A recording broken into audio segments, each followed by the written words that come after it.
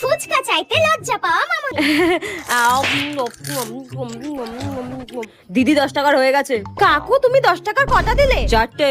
না কাকু 4টে হয়নি, এটা নিয়ে তো তুমি 3টে দিলে আমাকে। না না 4টেই দিয়েছি। না কাকু সত্যি বলছি 4টে হয়নি, এটা নিয়ে 3টে। বলছি তো 4টে হয়ে গেছে। ই বাবা, আশেপাশের লোকগুলো আমার দিকে তাকিয়ে আছে আর আমি ফুচকা নিয়ে ঝামেলা করছি। ঠিক আছে আর দিতে হবে না।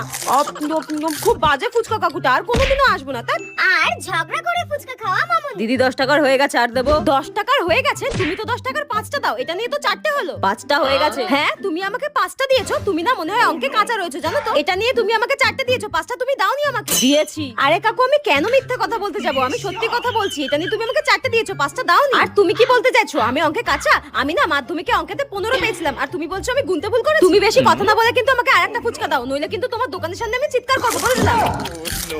দাও তাড়াতাড়ি। আরে নিন তো নিন। আমার পাওনা ফুচকা নাকি দেবে না, বাজে ফুচকা কাকু একটা।